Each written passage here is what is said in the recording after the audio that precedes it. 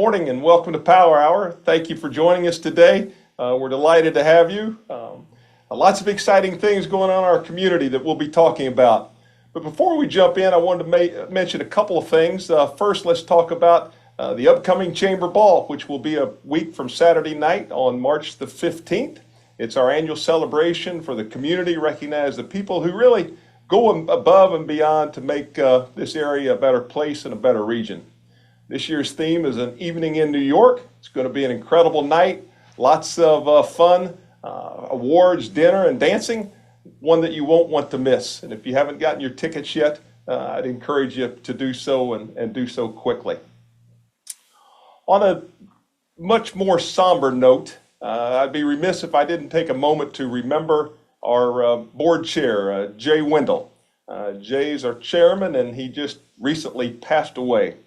And I know to many that Jay was a dear friend, much more than just a leader in the community, but certainly has left an impact that is immeasurable for many individuals as well as to the community. And to honor his legacy, we've launched a Connor Wendell College Fund. Connor is Jay and Carrie's 17-year-old son, a senior at Hilton Head High School. And many have been looking for ways to honor and to recognize Jay, and we thought this would be a meaningful way to do just that. And if you'd like to contribute, donations can be dropped off at any Coastal States bank or also mailed, and you will see the mailing addresses for, the mailing address, I should say, for Coastal States Bank right here in the chat box.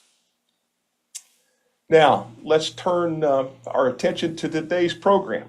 And always we encourage you to ask your questions, drop them in the chat box, and we'll certainly try to answer as many of those as we have time for. And so right now we have our first guest with us, and that's our State Senator Tom Davis, who's coming to us this morning from Columbia, where the South Carolina legislature is in session.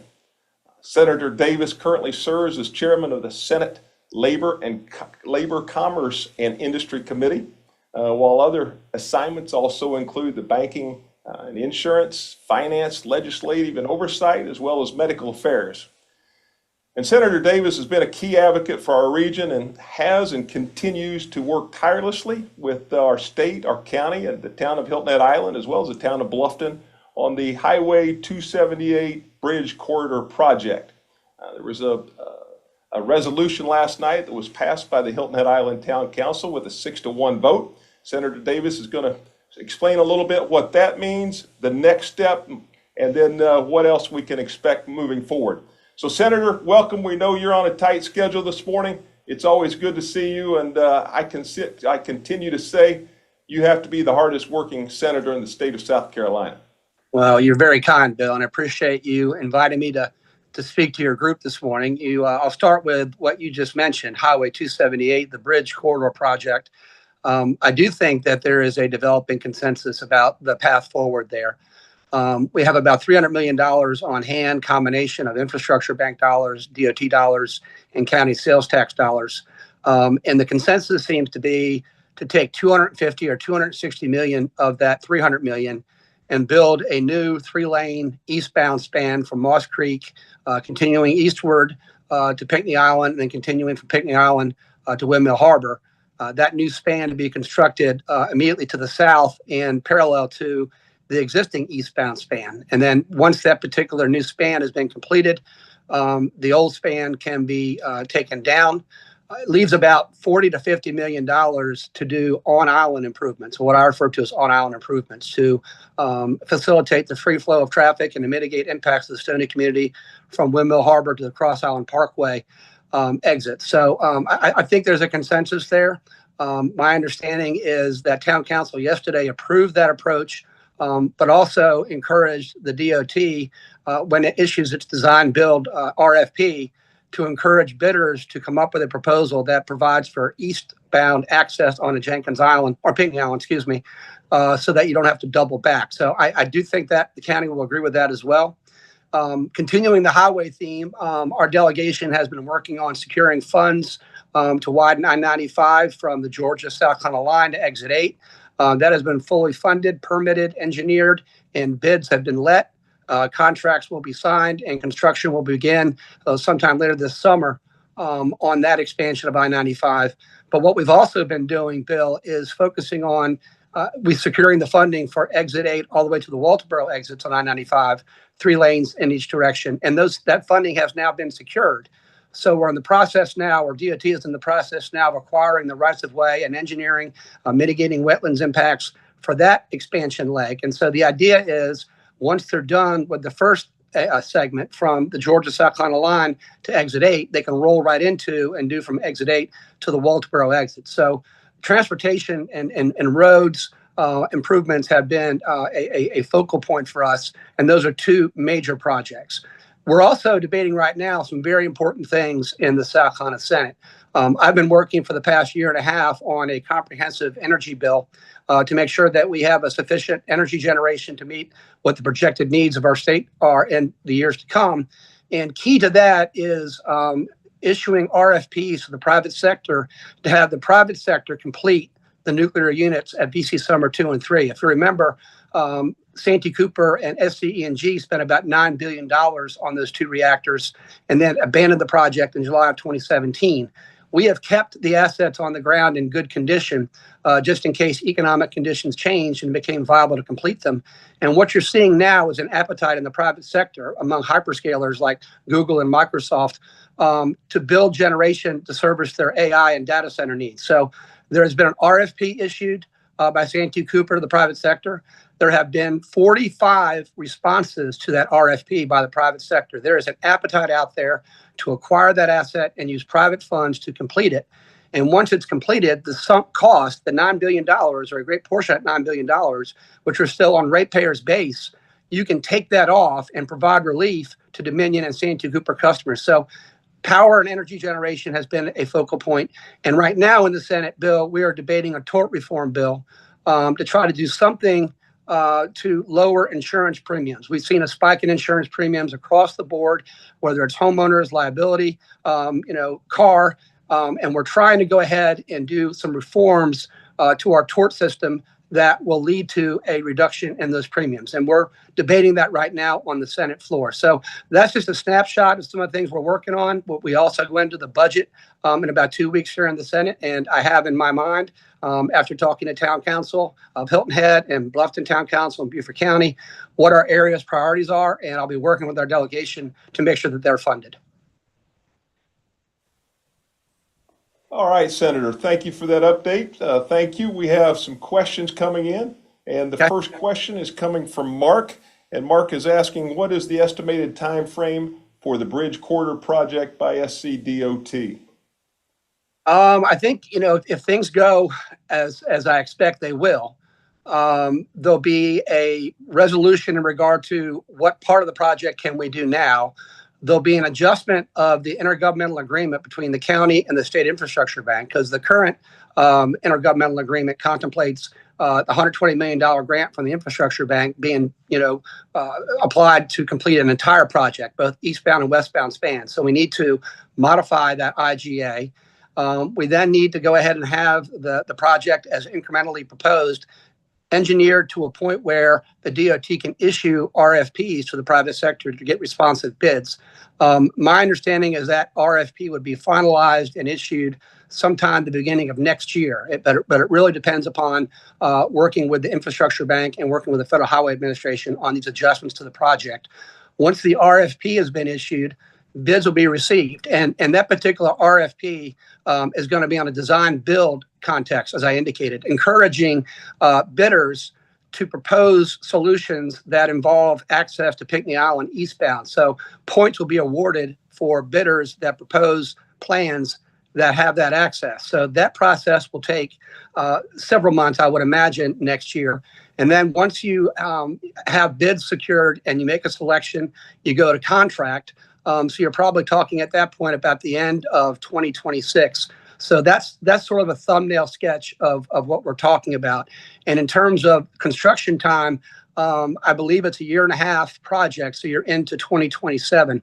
So it's important to have this sense of time when we're talking about this.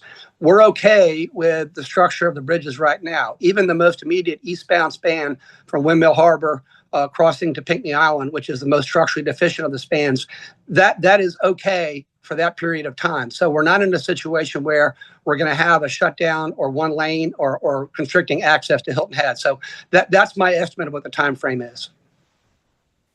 All right, thank you. And Tim is asking for you to talk a little bit about your chairmanship for the Senate Labor, Commerce, and Industry Committee and what that means. Right. I mean, that particular committee is in charge of all the regulations on our state's books in regards to professions and occupations.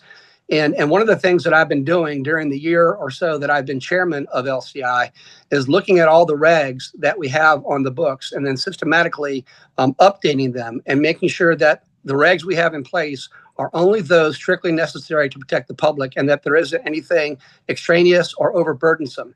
And what I'm finding as we go through the code is a lot of these regulations were put in place decades ago, and you've seen best practices in the industries and professions and occupations being regulated. You've seen best practices change, and we haven't had the regulations updated to correspond with the changes. So that is ongoing work. And interestingly, we're using AI technology to comprehensively look at our regulations and then to flag those that are obsolete or inconsistent with best practices. And that then triggers an analysis by us on how to streamline them. So it's a tedious task, but it's an extremely important one because every regulation you have that isn't necessary to protect the public good is an unwarranted cost that's then passed on to the consumer. So I enjoy being an LCI chairman. I enjoy the work that we do, and I think it's important to our economy. Joan is asking for an update on the school voucher debate. The House has passed their version. And first of all, let's back up. And what we're talking about here is providing for a limited number of individuals on a means-based test to select and go to a school of their choice, as opposed to going to the school where they've been zoned. And the idea here is, and it's the idea that I bring to every aspect of public policy, that whenever the providers of something have to compete and whenever the consumers of that something have choices, you end up with a better product at a lower cost. And so the idea behind school choice is giving the consumer, in this case, the parents, the ability to select a provider, in this case, the schools, that best serves their needs. And it's the idea that that market dynamic will promote better outcomes at a lower cost. The difference between the Senate proposal and the House proposal is in terms of funding. The Senate proposal has some lottery dollars that are generated by the lottery going to fund that program. The House version has the program funded out of general fund revenues. And so there's a disconnect between the House and the Senate in regard to how to fund that program. And so what will happen now is there'll be members of the House and members of the Senate that will get together in a conference committee, and they'll try to reconcile those two versions of the school choice bill. But I think it's safe to say that we are, at the end of the day, before we adjourn in May, we will have a fairly robust school choice program on the books in South Carolina. Thank you, Senator. Marty is asking, is it feasible that South Carolina can compete with Georgia and North Carolina on energy to fill huge needs with AI and other platforms?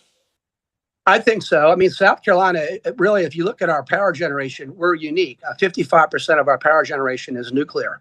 We have tremendous nuclear expertise here in South Carolina, the Savannah River Lab as well. As I say, we've got those 2 partially completed reactors at BC Summer, just north of Columbia.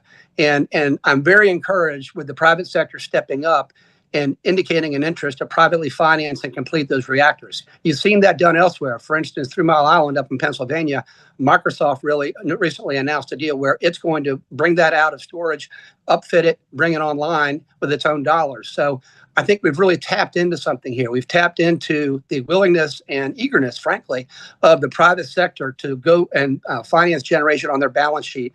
I think that we're well positioned to do that. We've got 2 assets that are partially complete, one 20%, one 40%. So I'm very encouraged about our ability to have power generation to meet our needs. All right. thank you. Jim was asking if Bucky's was taken into consideration with the I-95 design.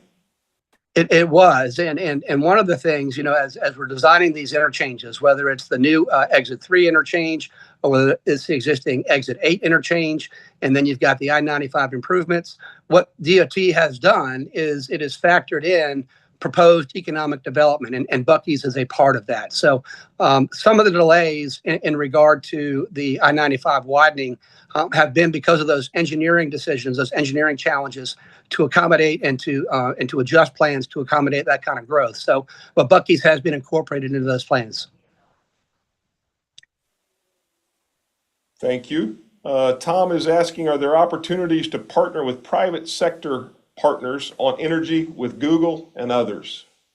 Yeah, that's what I indicated with VC Summer 2 and 3. And it's really a new way of looking at how to meet our power needs. Historically, we looked at 3 utilities. We've got 3 utilities in South Carolina, each with a territorial monopoly. You've got Santee Cooper, a state-owned power company, Duke Energy, and Dominion. And typically, we look to those utilities to provide power generation and power to the grid. This approach, in terms of Santee Cooper, the owner of the assets at VC Summer 2 and 3, issuing RFPs to the private sector and soliciting bids from the private sector to purchase that asset and complete construction of it, is a new way of going about power generation. It's not looking solely to the utility, it's looking to the private sector, and it's looking to these hyperscale users that have balance sheets that can afford this type of large-scale power generation development. So I do think that is an important part of the future, unlocking the private sector, letting them use their capital, letting them use their expertise, and we're moving in that direction. All right, thank you. Robert is asking if you think that the tariffs in D.C. will have an impact on the automotive industry in South Carolina. I think that it will. Federal tax policy is a little bit beyond my pay grade, but I think anytime you're talking about imposing tariffs, you are going to have effects on what's exported and what's imported. The market will sort that out. I think it's too early to say exactly, what effect it's going to have. I mean, for us here in South Carolina, we're a tremendous export state, particularly BMW in the upstate. The number of BMWs that are built up in Greenville, Spartanburg area and shipped out of Charleston is just tremendous. And so I'll be watching carefully. Not that I can do anything about it in terms of the tariffs, but in terms of economic impact on South Carolina, that is one metric I'm looking at very closely. What impact does it have on those BMW exports? Susan is asking for an update on tort reform. And we're debating that right now on the floor of the South Senate. That particular defendant would pay 15% of the total amount of damages, whereas currently right now, that individual who is found to be 15% at fault would be liable for up to 100% of the damages. So there are other pieces to tort reform, and there's more nuances, and I don't mean to suggest it's as simplistic as that. But when you hear tort reform, that issue of what's called joint and several liability is at the heart of it. Senator, thank you. I know that you have a 9:45. Thank you for being with us this morning. I feel like it was a little bit of rapid fire, questions. And thank you very much for your thoughtful answers, your leadership, and what you're doing in South Carolina as well as here in Beaufort County. Thanks for having me, Bill. I appreciate it. See you soon. Saturday. Bye-bye. Okay, bye. All right, our Senator Tom Davis. Well, we've talked about projects in the future, so now let's take a little bit of a look and talk about history and how history is taking place and brought to life in Bluffton. And we're fortunate this morning to be joined by Glenn Umberger, and he's the town of Bluffton's historic preservationist. Not everyone really realizes that Bluffton has a full-time historian on staff, and Glenn plays that role in keeping the town's history alive and telling the story. Recently, the town also celebrated the grand opening of the Bluffton Welcome Center at the Squire Pope Carriage House in Wright Family Park. And boy, I've got to tell you, it's a stunning location. And if you haven't seen that waterfront piece of property, I would encourage you to go out and to enjoy the park. Glenn, we're glad to have you with us and look forward to you sharing your thoughts with us this morning. Thank you so much.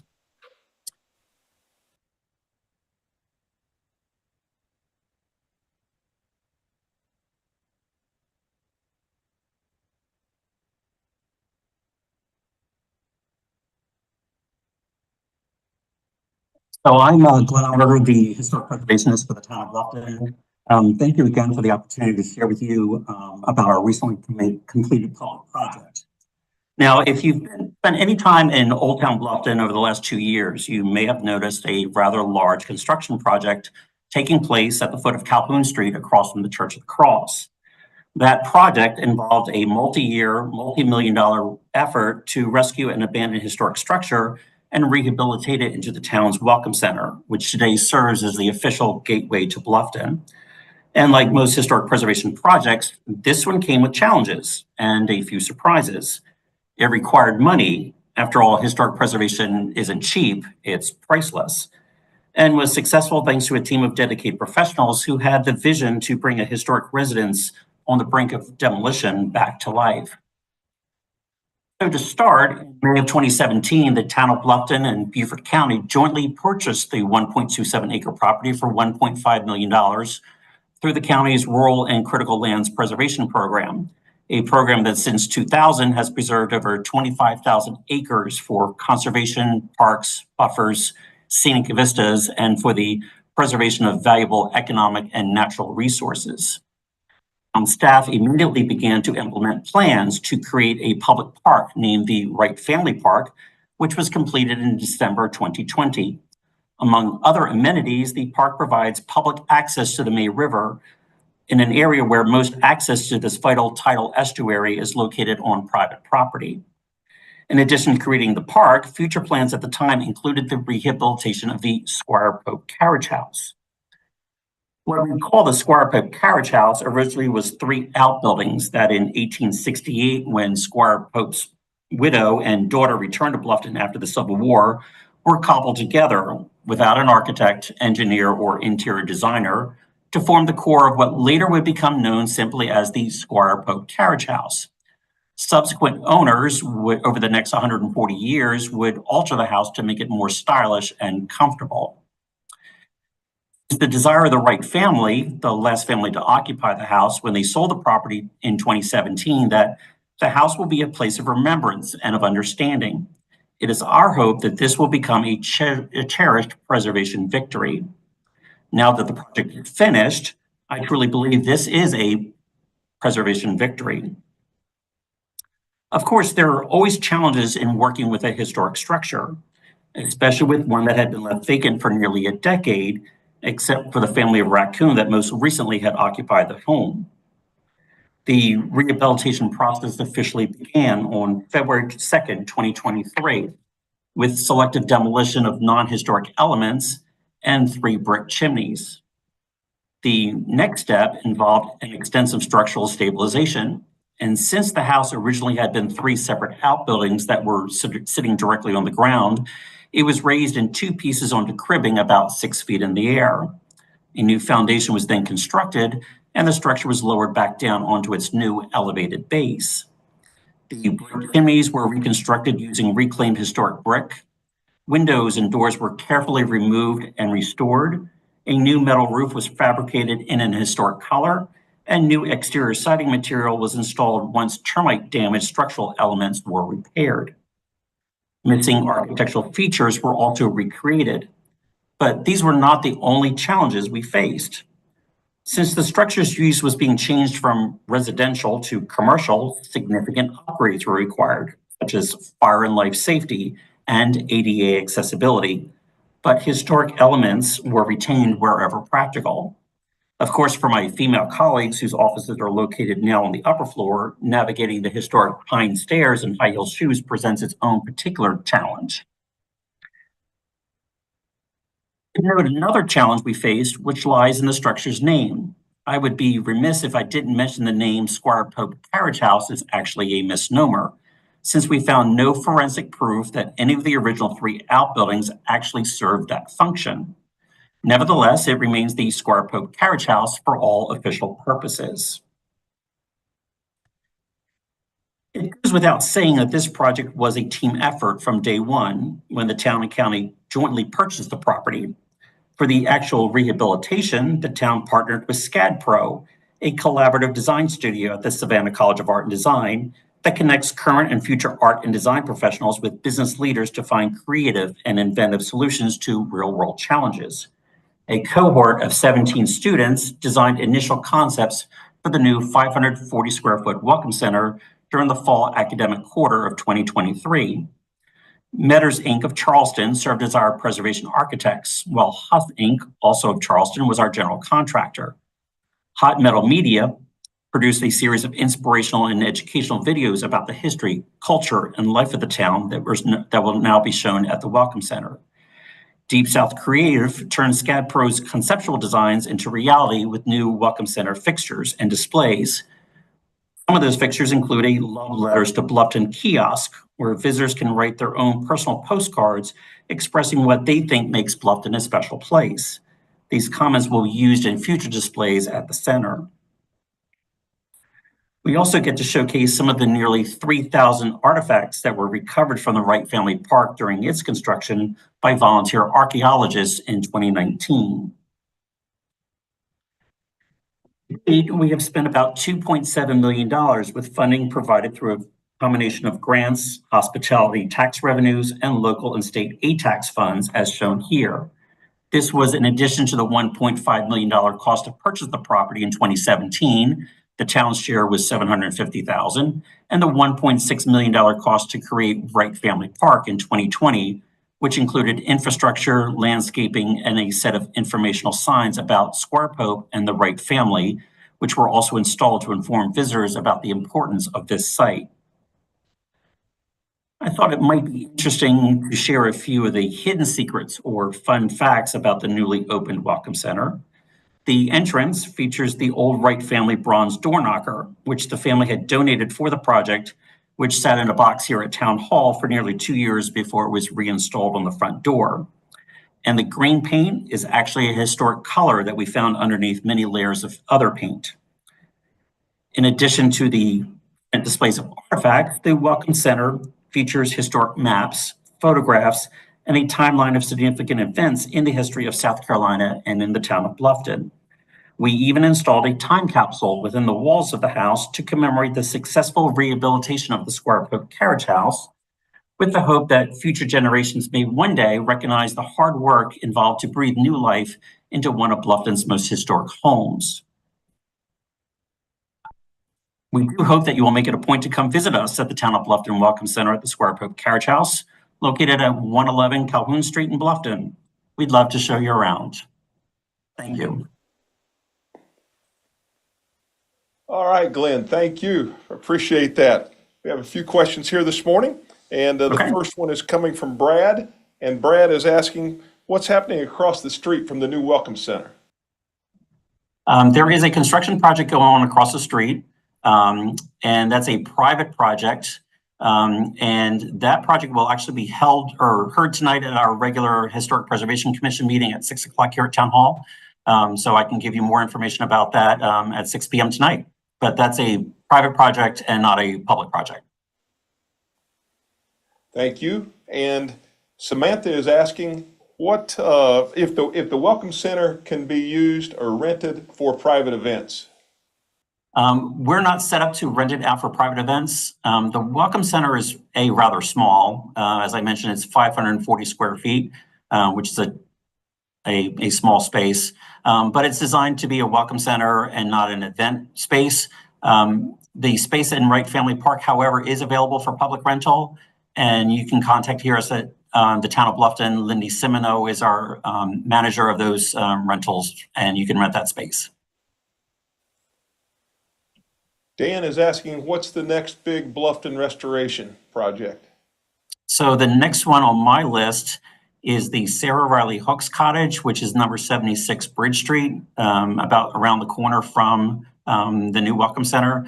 That will be a public project that is going through design review right now. We'll kick off hopefully later this year.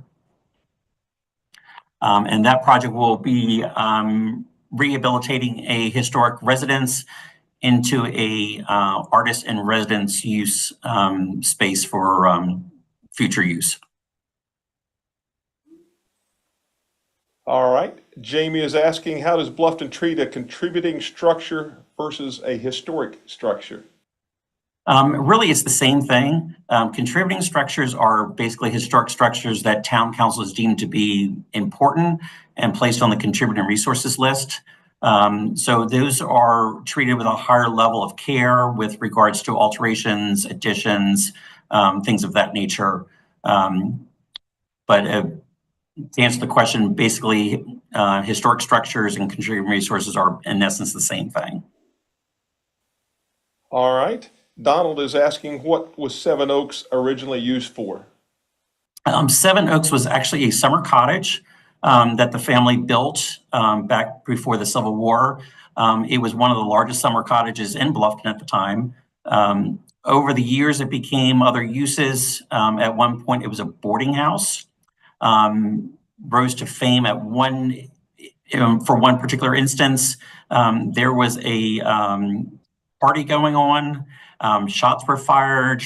Somebody was killed up on room 13. The bloodstains are allegedly still on the floor. That pretty much ended its time as a boarding house. It became other things, and now it's one of our more interesting contributing resources. Thank you. Debbie is asking, what are two of the most projects that you've done restoration-wise in Bluffton or other places that most excite you? For Bluffton, I would have to say the Welcome Center was probably the most exciting project I worked on. It was the biggest project I've worked on to date, so I think that one goes without saying. In my previous role as the manager of special projects for the New York Landmarks Conservancy in Manhattan, I was on the Section 106 review panel for the TWA hotel conversion at JFK Airport, which was a lot of fun to work on. Seeing such a big project taking place. And I can tell you a lot about penny tile for flooring of that particular hotel. I learned a lot about penny tile that I never thought I'd ever need to know, but I think I'm probably an expert on it now.